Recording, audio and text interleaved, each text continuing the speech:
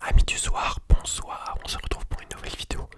Si vous n'avez pas vu la première vidéo de cette série, allez la voir immédiatement. Il s'agit d'une série de vidéos, il y en aura deux, où je raconte mon stage dans une ferme à Nanterre en Ile-de-France. Et donc on s'était arrêté là-dessus, sur du coup moi qui faisais de l'apiculture. Donc là avec les apiculteurs, enfin il y avait un apiculteur et une apicultrice. Donc on contrôlait les ruches, donc en gros le but c'était juste de vérifier les cadres, c'est-à-dire voir en gros si les abeilles allaient bien. Donc sur une ruche en fait vous avez, déjà il faut bien s'habiller, donc c'est-à-dire que il faut en gros mettre une combinaison complète, donc de la tête aux pieds. Alors hop, attendez, voilà, donc là on voit mieux. Donc vous avez toute cette combinaison, vous avez un gant très long, un gant un peu dans une sorte de cuir.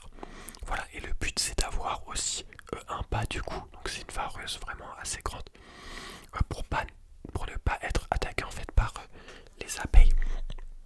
Voilà, moi par exemple, je n'avais pas en fait de pas, donc je n'avais pas de pantalon comme ça, et il y a une, voilà, là vous voyez moi dans la tenue, donc voilà, par l'avant. En fait, moi je n'avais pas cette tenue complète, et donc par exemple il y a une abeille qui a réussi à rentrer dans mon pantalon. Voilà, bon elle m'a pas piqué heureusement, mais voilà. Donc quand vous arrivez en fait avec les abeilles, vous avez du coup un enfumoir, on le verra sur les photos. D'après je pense que je l'ai quelque part.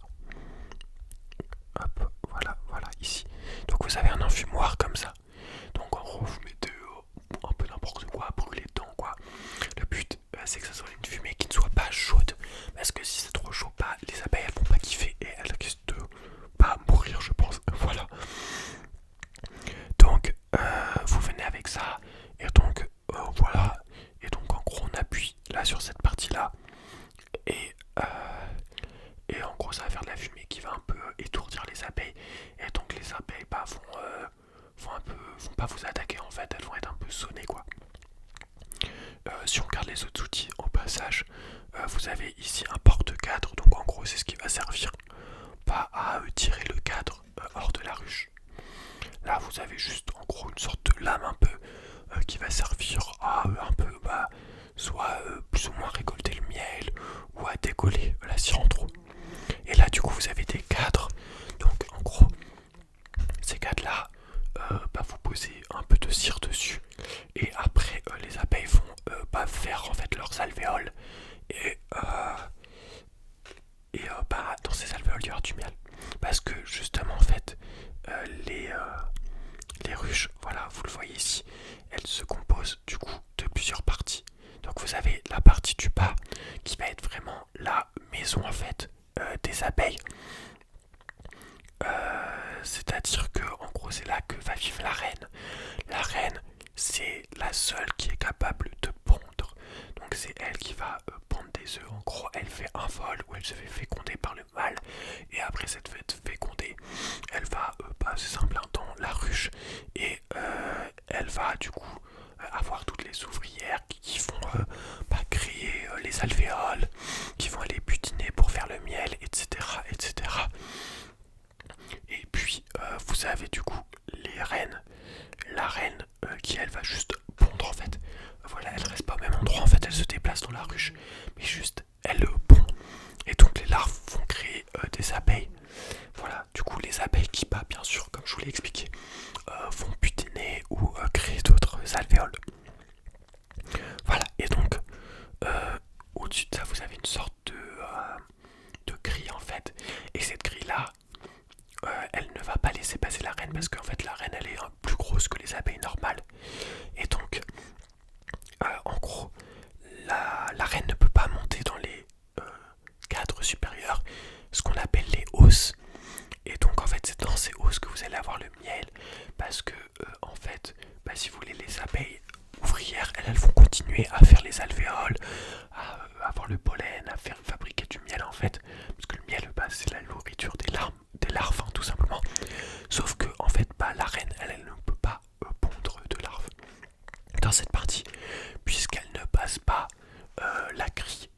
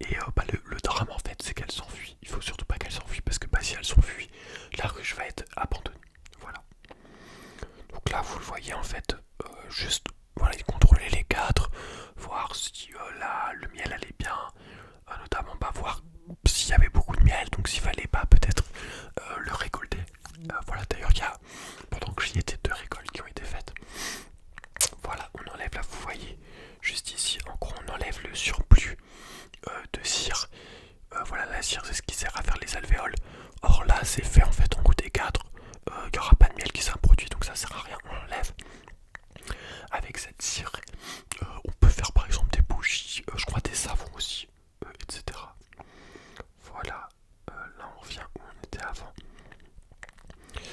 Voilà, voilà. Hop. Donc là vous voyez, quand on enlève un cadre, donc ça c'est le cadre de la maison entre guillemets. Donc là il y a vraiment énormément d'abeilles dessus quoi, c'est vraiment, vraiment très impressionnant. Voilà vous voyez. Hop. Donc ça c'est les alvéoles. Voilà qui sont faites avec des larves à l'intérieur et les abeilles du coup dessus. Voilà.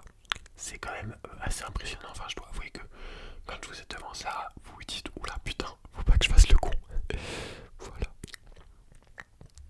Hop. Voilà donc les outils qu'on a parlé. Vous avez aussi des ruches comme ça. C'est des ruches en fait en carton. Du coup qui vont être un peu les premières ruches on va dire. Avant là ce qui s'est passé c'est que ces ruches en carton, d'ailleurs vous en voyez deux ici, une là, ces ruches en carton, du coup les 4 qui étaient à l'intérieur ont été transférées dans des ruches en bois, en dur.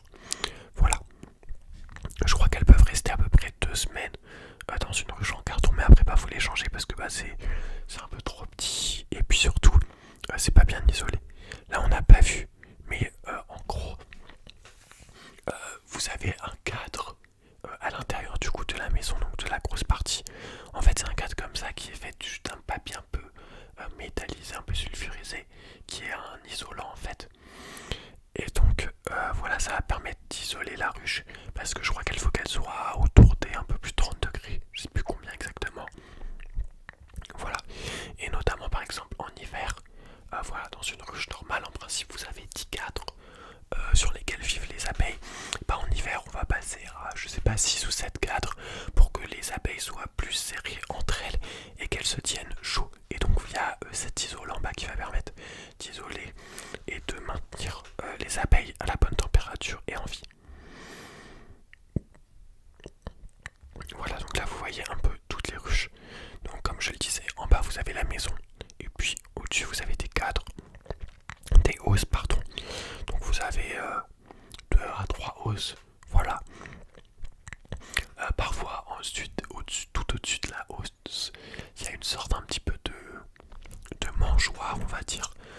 Dedans les apiculteurs vont mettre de la protéine, je crois peut-être un peu d'antibiotiques, je ne sais pas, pour les abeilles, et aussi voilà, enfin un peu de nourriture pour elles. Voilà. Donc là ici ce qui est produit c'est du miel mille fleurs, donc c'est-à-dire du miel avec toutes les fleurs. Voilà. Donc là vous voyez les deux apiculteurs, l'apicultrice et puis une autre personne qui était en stage. La ferme fait du woofing, donc le woofing en gros juste vous venez, vous donnez 5 heures de votre temps par jour et en échange vous êtes logé et nourri gratuitement. Enfin gratuitement contre votre 5 heures de travail. Vous pouvez le faire un peu partout dans le monde, donc c'est une option je pense vraiment pas mal pour voyager pas cher. Voilà. Et donc voilà, donc c'est à peu près tout pour cette partie là. Voilà, j'ai appris vraiment plein de trucs, notamment on a pu goûter le miel juste au sortir de la ruche, donc ça c'était vraiment génial. Là ici ils font 2 récoltes par an. Voilà, une première là qu'ils ont faite en juin, et ils en feront sans doute une deuxième, je crois vers août peut-être. Mais ce qu'il faut savoir c'est que du coup ici comme je l'ai dit c'est du miel mille fleurs, mais après vous pouvez faire du miel d'un certain type d'arbre. Donc en gros pour faire ça il faut déjà être proche du type d'arbre et le récolter au moment où l'arbre ou la plante fait ses fleurs en fait, et donc où le pollen va être petit. Voilà, le miel industriel lui, pour avoir des quantités tout à fait raisonnables, ce qui est fait en fait c'est que juste devant les ruches on va mettre du glucose, donc c'est-à-dire en gros du sucre. Donc on le met en fait c'est du sirop de sucre qui est mis juste devant les ruches. Du coup les abeilles vont aller consommer le sirop de sucre directement au lieu d'aller prendre du pollen. Et donc ce miel il est fait à partir de sirop de sucre. Donc c'est un petit peu une sorte un peu de faux miel on va dire. C'est voilà clairement pas une concurrence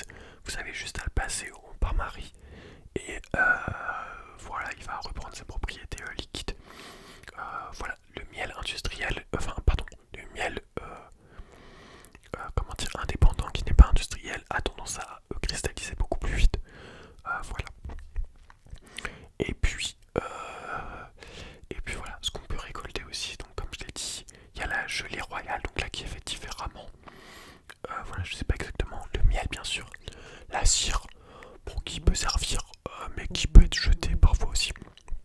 Et puis vous avez aussi le pollen. Donc le pollen en fait il peut être récolté directement, vous avez une sorte de petit réservoir dans la ruche. Et donc ça, ce pollen, c'est assez impressionnant parce que c'est vraiment la quintessence en fait de l'endroit aux alentours de la ruche, parce que c'est vraiment le goût. Chaque grain de pollen, déjà c'est 300 fleurs je crois qui ont été butinées. Et ces grains de pollen en fait, ils ont chacun un goût qui est associé à l'espèce de plante qui a été butinée. Et donc c'est vraiment une explosion de saveurs, c'est très impressionnant. C'est plein de protéines et c'est vraiment très très bon pour la santé. Alors je crois que ça coûte vraiment assez cher. Moi du coup j'ai eu la chance d'en goûter comme ça parce qu'on l'a récolté sur le champ. Mais c'est vraiment assez rare. Mais si vous pouvez goûter une fois dans votre vie, franchement essayez parce que c'est vraiment assez impressionnant quoi. Mais vraiment n'en goûtez pas, je sais pas, dans d'autres préparations quoi. Mais vraiment directement, je sais pas, d'un apiculteur ou d'une apicultrice. C'est vraiment génial. Voilà, je pensais que cette série sur mon stage, je la ferais en deux parties. Finalement, il y en aura une troisième parce que là, on s'est vraiment concentré juste sur l'apiculture. Voilà, j'espère vraiment que ça vous a plu, que ça vous a